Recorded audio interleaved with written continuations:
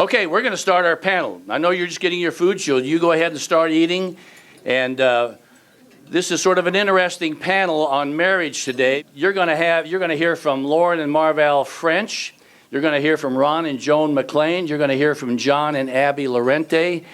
So, Loren and Marvell French, I want you both to come on up here. Loren and Marvell French are two very, very involved people in our community. So I want you both just to tell us each what you do, and then one of you tell us how long you all have been married.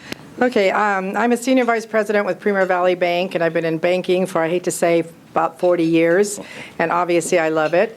And we've been married since 1967, so it'll be 46 years this year in August. Currently, I'm the executive director for a counseling organization here in Fresno.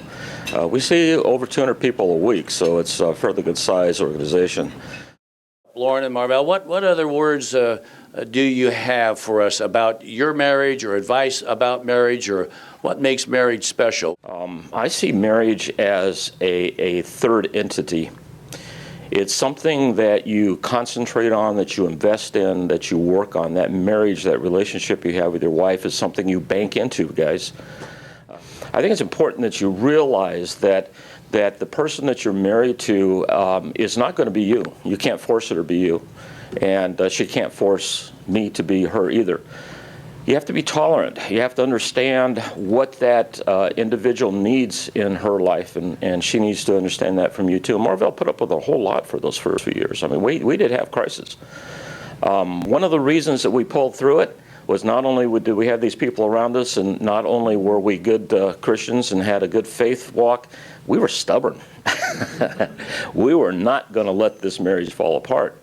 So we didn't hesitate to ask for help, and we figured it out.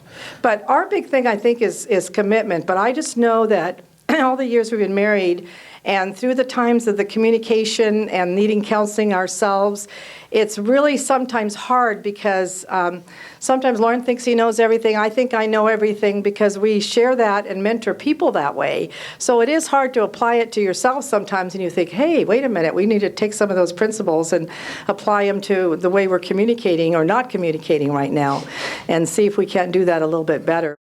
And John and Abby, I want you guys to tell these folks who you are and how long you've been married and what kind of work do you all do. I am a marriage and family therapist trainee at Link Care Center and Evangel Home. My name is John. I'm a missions director here in Fresno for the Well Community Church, and we've been here for just under 2 years. Before that, I'd been working in higher education at a couple different universities, really up and down the state of California for about the last 6 years, and ended up in Thailand with a team, met some people from the Well, and God brought us to Fresno. So apparently all roads lead here. You both were raised in Christian homes. So Abby, with you, what was the picture of marriage? So when you got married, what did you expect? What had you seen? And what did you think marriage was all about? I actually grew up in a ministry home too, so that makes it a little bit more complicated. My dad was a youth pastor, so I saw, good, bad, the ugly. I saw it all. Marriage is ups and downs. It's not perfect. I think I had that expectation coming in that my marriage wasn't going to be perfect, but that if God was kind of the bedrock of it, that there's going to be a solid foundation. And I saw that with my parents. Ups and downs, all sorts of different things. My mom actually passed away from cancer, and watched my dad go through that. So I've seen a man walk through that with his wife, and seen the love that he had for her, and so it's been a really great road to watch my parents be together, and I think it really just brought a sense of stability to what I was looking for. I was looking for a man that had the same type of character. So For me, my parents' marriage was a little bit turbulent. My dad traveled quite a bit, and I think this is going to essentially, I watched my parents' marriage go from what I thought was normal to really just plummeting. My parents ended up separating. I thought they were going to get divorced, lived separately for about 3 years, and then, I should say by the grace of God, ended up getting back together again and are now still married 10 years later. It's a pretty rare story. I watched, I saw the commitment that I think that we've built our marriage on, and seen that through the ups and downs, the trials, the good, the bad, the ugly, at the end of the day, marriage is it's a covenant, and it really is something that I think you bring into that relationship with an understanding of what you're willing to put into it. And I had wasn't always a good example of that, but I think it's definitely shaped how I value our marriage. Ron and Joan graciously stepped in here to help us, and so I want you guys both to tell us who you are and what you do or what you have done. Okay, thanks, Tom, for having us. My name is Ron McLain, and right now I am the Executive Director of the Healthy Marriage Coalition, also known as Marriage Mentoring Ministries. And I am Joan McLain, and I am on the staff of the Healthy Marriage Coalition.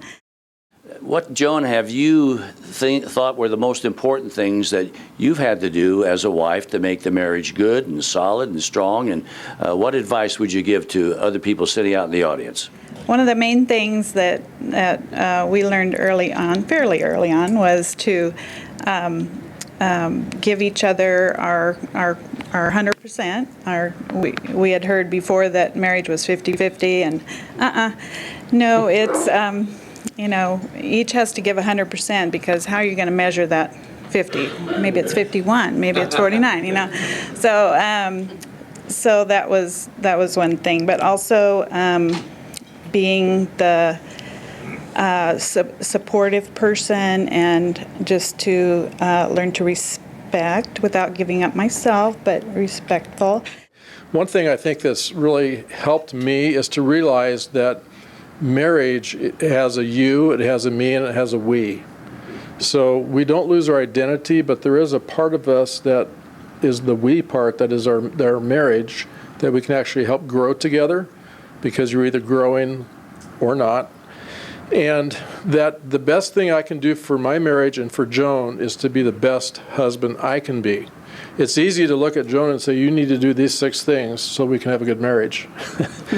It's another thing to say, I need to work on me to be the best husband. And if we both did that, then we have the best of ourselves to give to each other. Does that make sense?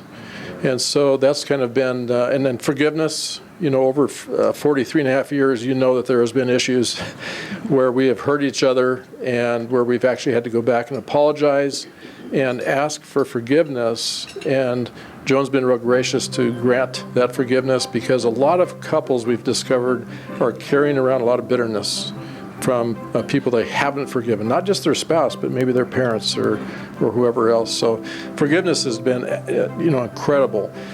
Somebody said marriage is the union of 2 very good forgivers.